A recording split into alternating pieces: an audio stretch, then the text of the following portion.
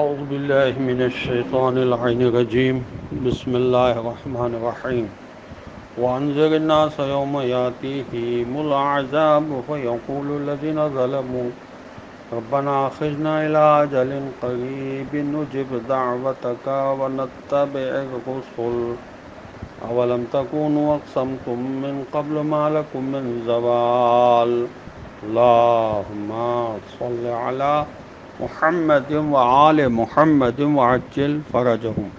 سلام علیکم ورحمۃ اللہ وبرکاتہ.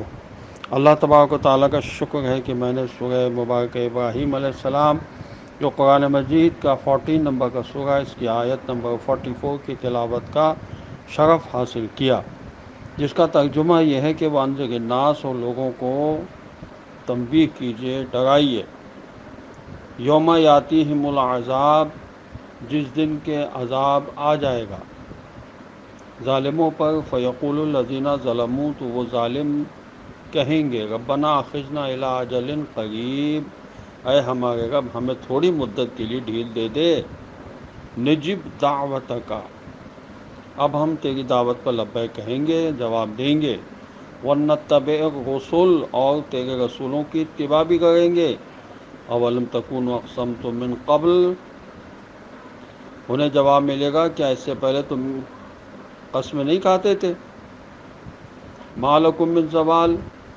کہ تمہارے لیے کسی قسم کا زوال و فنا نہیں ہے.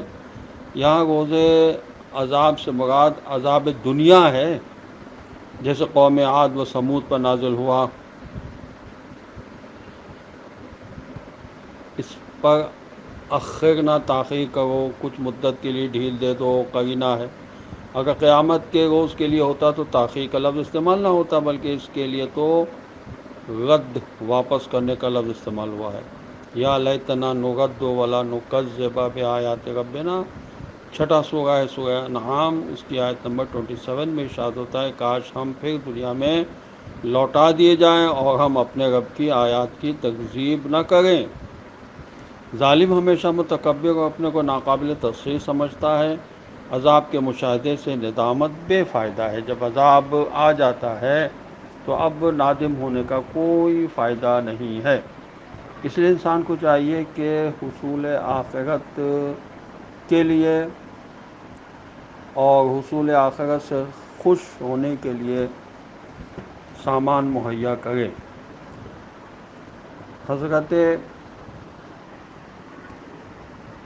علی علیہ السلام کا مکتوب ہے نہج البلاغہ میں، عبداللہ ابن عباس کے نام، عبداللہ بن عباس کے نام امیر المومنین حضرت علیہ السلام کا مکتوب ہے کہ عبداللہ بن عباس کہا کرتے تھے کہ جتنا فائدہ میں نے اس کلام سے حاصل کیا اتنا پیغمبر صلی اللہ علیہ وسلم کے کلام کے بعد کسی کلام سے حاصل نہیں کیا. اما بعد، انسان کو کبھی ایسی چیز کا پا لینا خوش کرتا ہے جو اس کے ہاتھوں سے جانے والی نہیں ہوتی، کبھی ایسی چیز کا ہاتھ سے نکل جانا اسے غمگین کر دیتا ہے جو اسے حاصل ہونے والی نہیں ہوتی.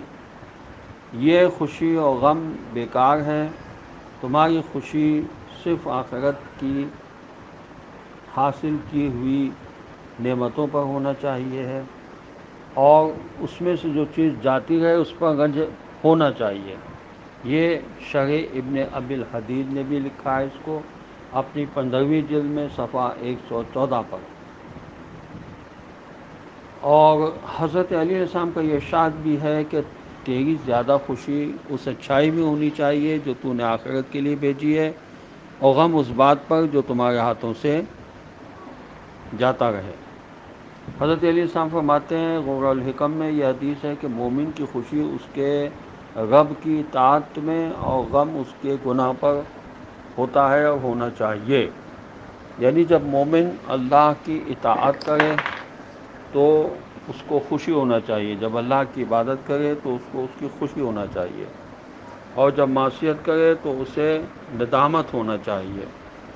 چنانچہ دین میں صراحت کے ساتھ ہے کہ تمہاری اجتماعی زندگی کی شکل امت ہو، نہ کہ قوم ہو، نہ قبیلہ، نہ علاقائیت، نہ لسانیت، نہ کوئی اور عنوان ہو، نہ گروہ، نہ حزبیت، کچھ بھی نہ ہو، صرف اور صرف امت ہو. وَلْتَكُن مِّنكُمْ اُمَّہ سورہ آل عمران کی آیت نمبر 104 میں اللہ نے بتایا کہ تم کو امت بننا ہے۔ سورہ آل عمران کی آیت نمبر 110 میں فرمایا کنتم خیر امتن، تم بہترین امت ہو۔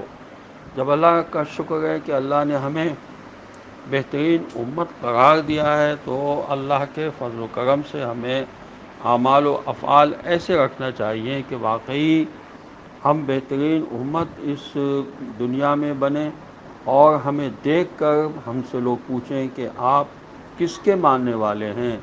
جب آپ اتنے اچھے ہیں تو آپ کے امام کتنے اچھے ہوں گے۔ السلام علیکم ورحمۃ اللہ وبرکاتہ۔